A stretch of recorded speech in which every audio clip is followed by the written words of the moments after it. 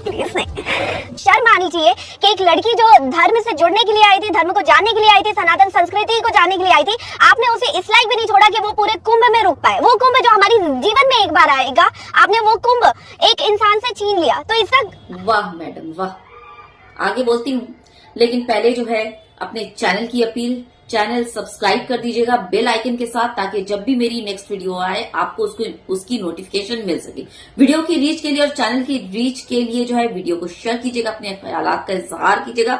आपके सपोर्ट की अशद जरूरत इस चैनल को। ठीक, तो चलिए अब आगे बढ़ते हैं। तो मैंने जैसे कहा, वाह मैडम वाह, तुमने झूठ कितना अच्छा बोला, धर्म का खेल तुमने खेला। जो है वो ये ब्यूटी पार्लर से अपनी जटाएं बालों को जो है वो बनाया।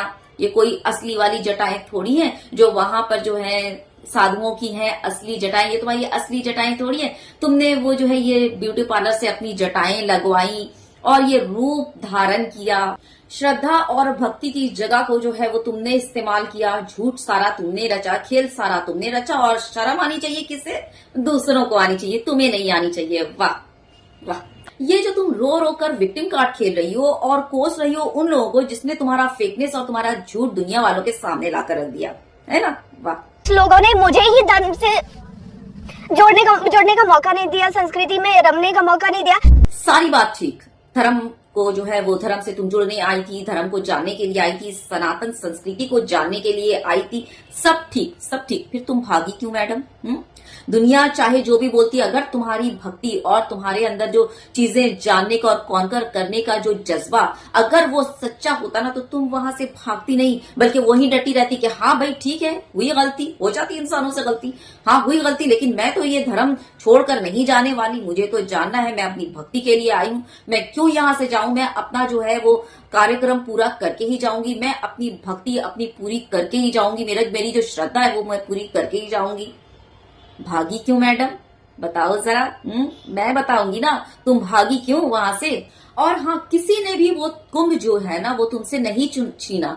तुमने तुम्हारे झूठ और तुम्हारी मक्कारी, तुम्हारे फेम पाने की जो लालच थी ना, वो तुमसे कुंभ छुड़वाया। बात समझ आ रही है? वो कुंभ जो शायद जिंदगी में एक बार आती है, वो गोल्डन अपॉर्चुनिटी। और उस कुंभ, इस कुंभ जो मेला जो ये हो रहा है, इसकी क्या वैल्यू है ये तो मैं एक मुस्लिम होकर जान रही हूँ। तुम तो एक नॉन मुस्लिम हो यानी कि हिंदू हो, तुम्हें तो मेरे से और ज्यादा पता होना चाहिए। लेकिन तुम जैसे लोग ना इस अपॉर्चुनिटी को भी जो है ना वो इस्तेमाल करने से नहीं चूकते। और तुम्हारे भागने की वजह भी यही है क्योंकि तुम खुद अपने झूठ में फंस चुकी और वहां से अपनी इज्जत, अपनी थोड़ी बची कुची जो लाज है, वो तुम जान बचाकर वहां से भागी हो।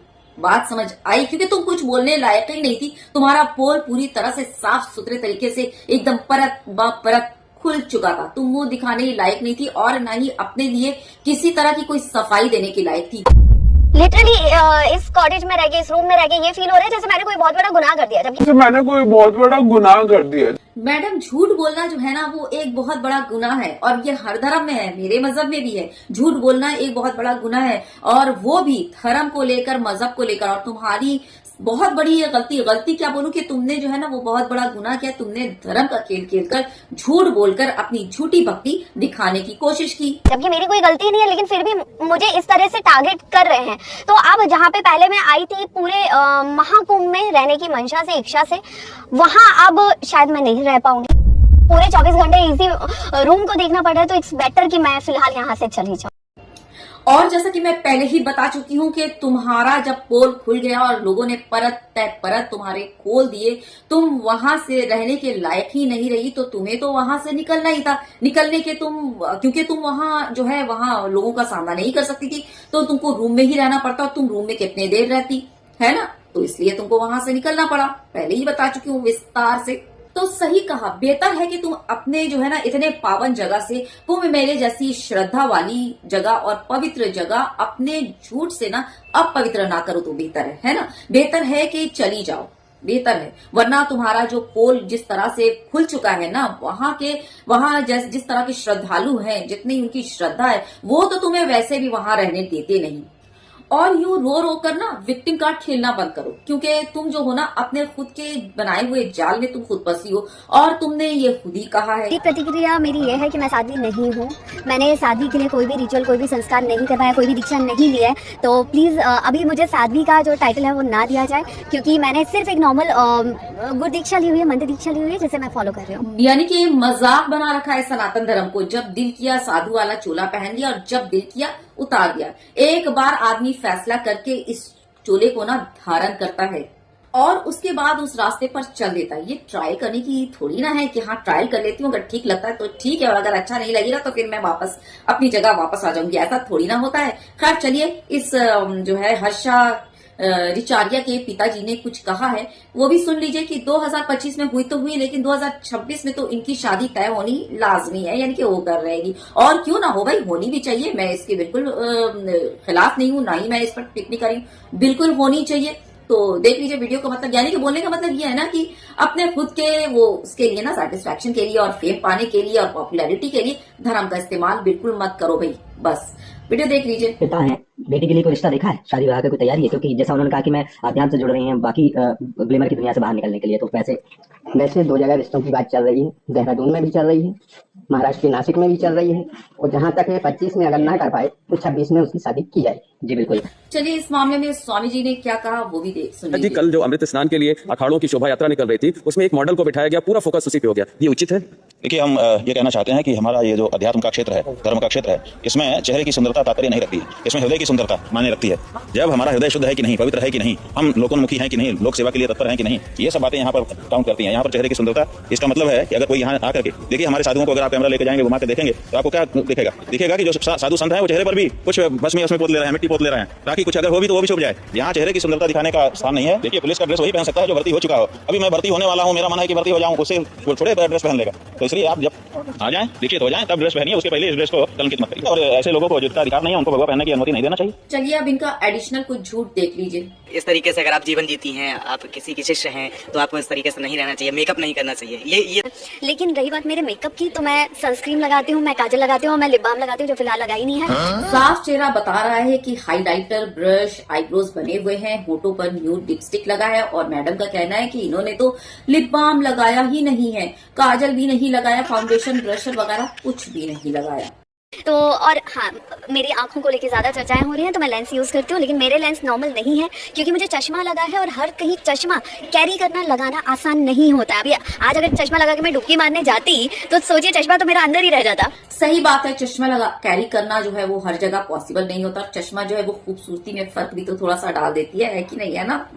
और चश्मा लगाकर डुबकी लगाना, सही बात है, बिल्कुल भी पॉसिबल नहीं तो चश्मा तो बिल्कुल अंदर ही रह जाता है। लेकिन ये बता दो मैडम जी, लेंस लगाकर कौन जाता है डुबकी लगाने?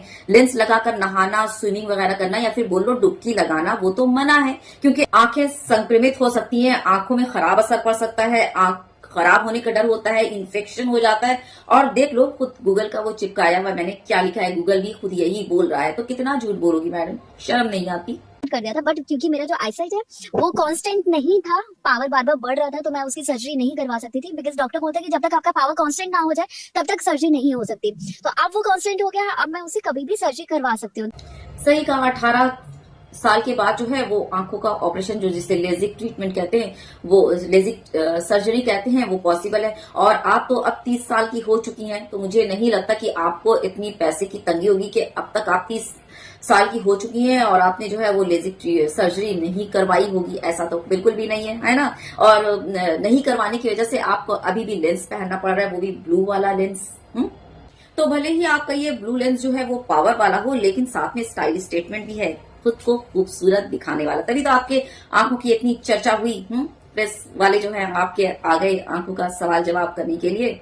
और जैसा कि मैं पहले ही बता चुकी हूँ कि लेंस पहनकर जो है वो स्नान नहीं किया जाता या ये डुबकी लगाई नहीं जा सकती, ये मना है ना। तो आप तो यहाँ स्नान करने के लिए आई थी, पवित्र स्नान के लिए, तो फिर ये लेंस वाला मामला बिल्कुल समझ नहीं आया। तो लास्ट में आपको बता दूं कि इनके आंखों के ब्लू लेंस के पावर से लेकर इनके वो बालों की जो जटाएं हैं, जो जटाएं लगाकर आई हैं, और दूसरा इनकी जो अपीयरेंस यानी कि जो पहनी हुई है इनके लिबास पहनने का तरीका, वो जो भगवा जिसे कहते हैं, ये सारी की सारी फेक और बनावटी हैं और ऊपर से नीचे तक ये फेक, झूठ और बनावटी के अलावा और कुछ भी नहीं। तभी इन्हें जो है वहां से अपनी जान बचाकर और अपनी थोड़ी बची कुची इज्जत बचाकर वहां से भागना पड़ा। ये वहां से भाग कर आई हैं ताकि, क्योंकि ये लोगों के सवाल का जवाब देने के लायक ही नहीं बची थी, इसलिए वहां से उन्हें भागना पड़ा। किसी ने उनको निकाला नहीं, किसी ने भी उनको जाने के लिए कुछ नहीं कहा। ठीक, तो बस इसी के साथ अपनी वीडियो मैं यहाँ खत्म करती हूँ। वीडियो की रीच के लिए अपने ख्यालात का इजहार करना और वीडियो शेयर करना बिल्कुल मत भूलिएगा। साथ में चैनल सब्सक्राइब भी कर लीजिएगा बेल आइकन के साथ। बहुत ज्यादा अपना ख्याल रखिए। Take good care of yourself. जय हिंद, अल्लाह हाफिज।